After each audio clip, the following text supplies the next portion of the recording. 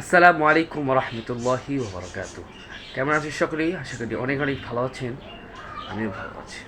So আজকে দুঃখ ভরাক্রান্ত এই হৃদয় নিয়ে আজকে আপনাদের কাছে দোয়া মাগফিরাতের জন্য কিছু কামনা করব।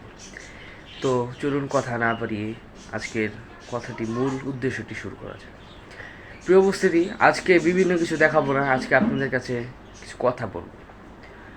আপনারা সকলেই অবগত আছেন, গত রবিবার 3 আগস্ট আমার ফ্যামিলির ছায়া, আমাদের স্নেহের একজন মানুষ, আমাদের খুব আদরের একজন মানুষ, আমার নানু, সে দুনিয়া থেকে চিরবিদায় নিয়ে চলে গেছে।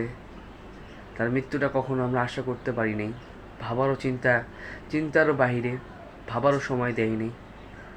তো সে দুনিয়া থেকে চলে গেছে গত রবিবার।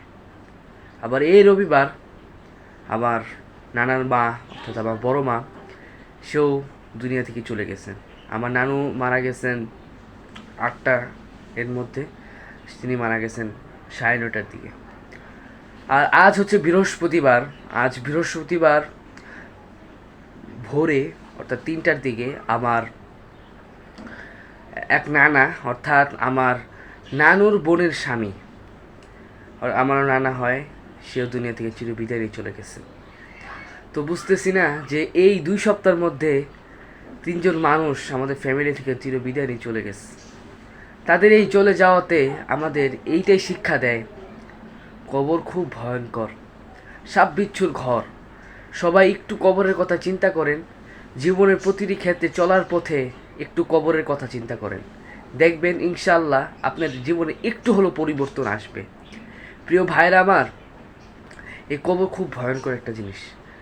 তোমার সবসময় তোমার সন্তানদেরকে নিয়ে তুমি চলছো, হাসি খুশি ছিলা। একটা সময় চলে আসবে যখন তুমি বুঝতে পারবে না তুমি দুনিয়া থেকে চলে গেছো, যখন তোমাকে কবরে নামানো হবে। এত কান্না করতে থাকবা, তখন তোমরা এত কান্না করবা, কিন্তু তোমার কান্না কেউ শুনবে না। তুমি অনেক কান্না করবা, আর এই কান্না যদি সাধারণ মানুষ যদি শুনতে পায়, তাহলে সে ডিরেক্টলি নিজেই আত্মহত্যা করবে। এই আওয়াজ শুনতে পারবে না, এই আওয়াজ সহ্য হবে না, গুনার ভয়ে তারা মৃত্যুবরণ করবে। তো এই জন্যই বলি, সবাই আমার নানুর জন্য দোয়া করেন।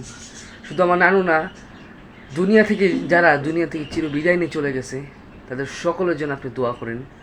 এবং নিজের জীবনের প্রতিটি ক্ষেত্রে একটু হলেও, 1 মিনিট হলেও আপনি একটু কবরের কথা চিন্তা করেন। কবরের কথা চিন্তা করলে আপনার মৃত্যুর কথা অটোমেটিক চলে আসবে, মৃত্যুর কথা চিন্তা আসবে, আখেরাতের কথা চিন্তা আসবে।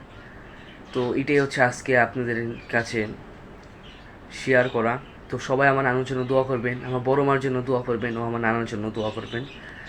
আর সবার কাছে একটাই ফরিয়াদ, বিশেষ করে সবাই, আমার নানু আমাকে চলে যাওয়ার আগ মুহূর্তে আমাকে বলে গেছিল যে তুই এই কাজ করতেছোস, হয়তো ইউটিউবে করতেছোস, ইনশাল্লাহ তুই আরও উপরে যাবি। এটা আমার নানুর একটা দোয়া ছিল। আপনারা সবাই সাপোর্ট করেন আমার নানুর ইচ্ছাটা রাখার জন্য। ইনশাল্লাহ আমি আমার নানুর জন্য সবসময় দোয়া করি এবং প্রতিদিন কবরে যাই, জিয়ারত করি। সবাই আমার নানুর জন্য দোয়া করবেন। এই বলে আজকের ভিডিও শেষ করছি। আসসালামু আলাইকুম ওয়া রাহমাতুল্লাহি ওয়া বারাকাতুহু।